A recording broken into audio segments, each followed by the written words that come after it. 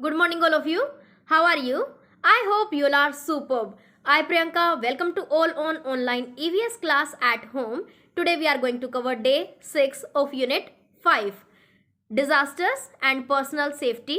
In our previous class, we have discussed about the drought. Can you tell me what is drought? Yes, when there is no rainfall for a long period of time is known as drought. और जो drought होता है उसके जो main causes हैं वो कौन कौन से हैं? That may be natural, over use of water and deforestation. These are the main 3 causes of drought. और इससे होने वाले जो इफेक्ट्स थे वो क्या क्या थे? जो क्रॉप्स हैं can't grow without water, so drought affects crop and food production. When food is scarce for a long time, so it causes famine. Okay, and after that जो ड्राउट है can cause death of animals and people due to lack of water and shortage of food. अगर food की कमी होगी और पानी की कमी होगी तो जो लोग हैं वो भूख से और प्यास से दोनों से मर जाते हैं. Okay, activities like cleaning, washing are affected by drought as all these activities require water. क्योंकि ये जो सारी की सारी जो एक्टिविटीज़ हैं इनमें वाटर की रिक्वायरमेंट होती है, तो ये भी जो हमारी एक्टिविटीज़ हैं ये इफेक्टेड होती हैं. Understand? So what are the preventions of drought? जो ड्राउट की जो कंडीशंस है उससे हम कैसे बच सकते हैं? प्रिवेंशन क्या क्या रहेंगी? प्लांट मोर ट्रीज, ज़्यादा से ज़्यादा ट्रीज हमें ग्रो करने चाहिए. स्टॉप डिफोरेस्टेशन, जो ट्रीज हैं दे ब्रिंग रेनफॉल, तो जो रेनफॉल है वो ब्रिंग करते हैं, तो it means we should grow more and more trees and stop deforestation. And after that save and conserve water, हमें वाटर को सेव करना चाहिए, कंजर्व करना चाहिए. And use less fossil fuels and reduce global warming. Fossil fuels का कम से कम use करना चाहिए, और जो ग्लोबल वार्मिंग है वो यानी कि जो increase of CO2 in atmosphere हमें ज़्यादा नहीं होने देना चाहिए. Understand? Now first of all we will discuss the answer of worksheet number 5, question number 1. Let's start. Question number 1, explain the ways in which humans can worsen the effects of drought. तो जो drought है उसका human beings के ऊपर क्या क्या effect होता है?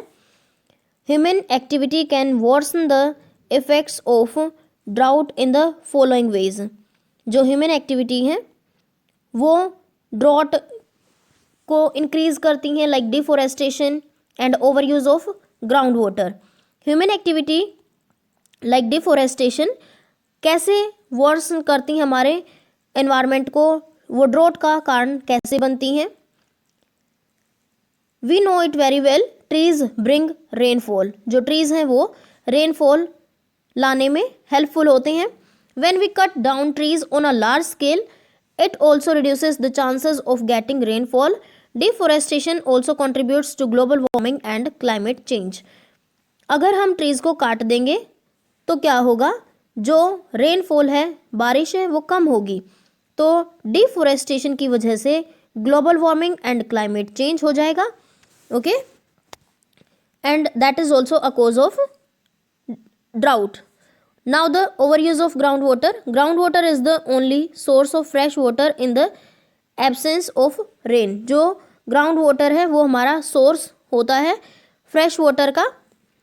But when groundwater is overused, it doesn't remain available for use during need in drought. लेकिन अगर हम ग्राउंड वाटर का ज़्यादा यूज़ करेंगे तो क्या होगा?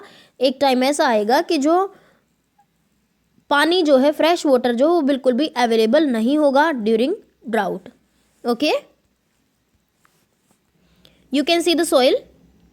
जो सॉइल है उसके अंदर काफ़ी क्रैक्स आए हैं. So what is drought? When there is no rainfall for a long period of time, that is known as drought, जिसको हम सूखा भी कहते हैं. नाउ यू कैन सी, जो देवागिरीपट्टनम है is a small village in Telangana. Telangana में एक छोटा सा गांव है. That has suffered drought for over 60 years. जो 60 ईयर्स तक ड्राउट से सफ़र करता रहा. And the village is so dry that they have no ground water left for use. तो जो विलेजर्स थे उनके लिए बिल्कुल भी जो ग्राउंड वाटर है वो भी नहीं बचा था यूज़ के लिए, और जो गांव है वो बिल्कुल सूख गया था. You can C in the picture. Banks and local governments did not help the villagers. The locals decided to do something on their own to solve the problem. जो बैंक हैं, लोकल गवर्नमेंट्स हैं, वो भी villagers की help नहीं कर पाए. तो उन्होंने, जो गांव वाले थे, उन्होंने क्या डिसाइड किया कि वो अपनी जो प्रॉब्लम है उसका सोल्यूशन खुद निकालेंगे, वो अपने आप अपनी प्रॉब्लम को सॉल्व करेंगे. The locals decided to dig as many ponds in the village as possible. Altogether, they dug over 250 ponds in the village. तो जो locals हैं, जो गांव वाले हैं, उन्होंने क्या डिसाइड किया कि वो जितने ज़्यादा ponds जो हैं वो डिग कर सकते हैं, जितने ज़्यादा जो तालाब हैं वो खोद सकते हैं, तो वो उतने ज़्यादा तालाब खोदेंगे. और उन्होंने राउंड अबाउट 250 जो ponds हैं वो विलेज में डिग किए. आफ्टर दैट क्या हुआ, with the slightest rain the pond started to fill up with water. तो अगर थोड़ी सी भी बारिश होती थी तो जो पॉन्ड्स हैं उनके अंदर जो वाटर है वो फिल हो जाता था. Soon all 250 ponds had water in them that could be used to grow crops and in homes. जो हमारे 250 जो पॉन्ड्स थे, अब उनमें पानी था, और अब जो वहाँ के जो विलेजर्स थे वो क्रॉप भी ग्रो कर सकते थे, और इवन जो हमारी डेली रूटीन की जो एक्टिविटीज़ हैं, जो घरों में हम पानी यूज़ करते हैं, उसको भी वो यूज़ कर सकते थे. When they were not growing crops, जब वो क्रॉप्स नहीं ग्रो कर रहे थे, the farmers could also breed fish in these ponds. तो वो इन पॉन्ड्स में जो फिश हैं उनको रियर करने लगे, उनको पालने लगे, and use them as additional source of food and income. तो उन्होंने इसको एडिशनल सोर्स बनाया फूड का एज वेल एज इनकम का. Devagiri Pattanam's method of fighting drought was so successful, many other villages in the area also adopted it and prospered. तो जो लोग हैं ड्राउट की सिचुएशन में, ये लोग काफ़ी सक्सेस हुए, और जो आसपास के जो गांव थे, जो एरिया थे, उन्होंने भी इस चीज़ को एडॉप्ट किया. Okay,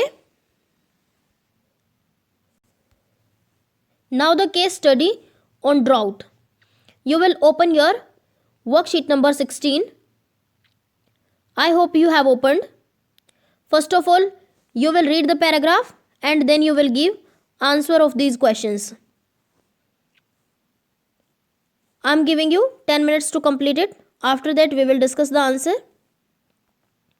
I hope you have done. Now let's discuss the answer. Villagers of Devagiri Patnam fighting drought. जो विलेजर्स थे, गांव वाले जो थे देवागिरी पट्टनम के, जो हमारा तेलंगाना में है ये एक गांव, तो उन्होंने जो ड्राउट की जो सिचुएशन है वो फाइट की थी. Devagiri Pattanam is a small village in Telangana that has been suffering from the problem of drought for about almost 60 years. As the villagers who were not receiving any help from the government and banks, they decided to take matters into their own hands. The villagers dug up almost 250 ponds on their own all over the village. With the slightest rain, the ponds started to fill up and store rainwater.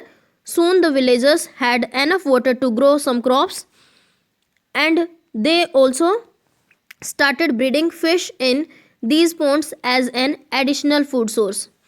Okay, now question number 1, what problem were the villagers facing and why? जो villagers हैं, गांव वाले जो हैं, वो क्या problem face कर रहे थे और क्यों फेस कर रहे थे?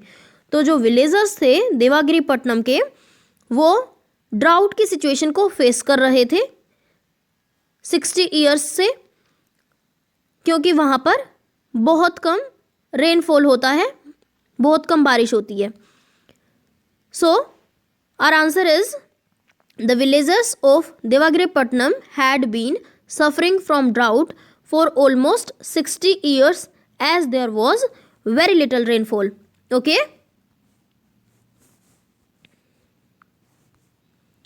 Now question number 2, how did they tackle the problem, उन्होंने अपनी प्रॉब्लम को कैसे सॉल्व किया।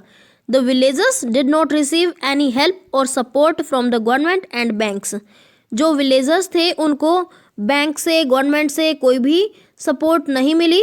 सो they dug up almost 250 ponds on their own all over the village to tackle the problem of drought. तो उन्होंने क्या किया, 250 ponds डिग किए, और जिसकी वजह से जो विलेजर्स हैं उन्होंने अपनी प्रॉब्लम को सॉर्ट आउट किया, क्योंकि जब भी बारिश होती थी तो जो रेन वाटर था वो हमारा किस में स्टोर होता था, इन द पॉन्ड्स, और फिर जो वहाँ के जो लोग थे उसको यूज़ करते थे रेन वाटर को अपनी क्रॉप्स को ग्रो करने के लिए और अपनी जो डेली रूटीन की जो एक्टिविटीज़ हैं होम में तो उनको करने के लिए।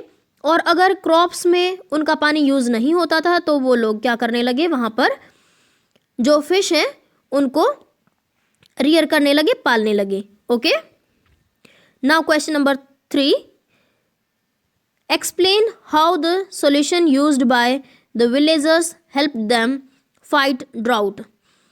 जो विलेजर्स हैं उन्होंने कैसे अपनी जो प्रॉब्लम है उसको सोल्व किया, और जो विलेजर्स हैं उन्होंने जो ड्राउट की जो सिचुएशन थी उसको कैसे फाइट किया। The villagers dug many ponds across the village, तो जो गांव वाले थे उन्होंने बहुत सारे जो पॉन्ड्स हैं वो बनाए in the village. With the slightest rain the ponds started to fill up and store water. Soon the villagers could use this water for farming and growing crops. They also bred fish in the ponds as an additional food source.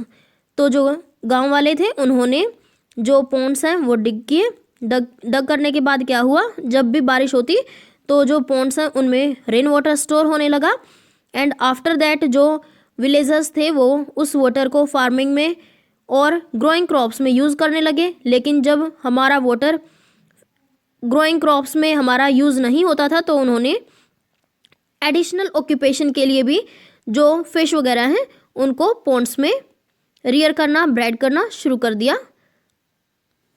Okay, complete worksheet number 6।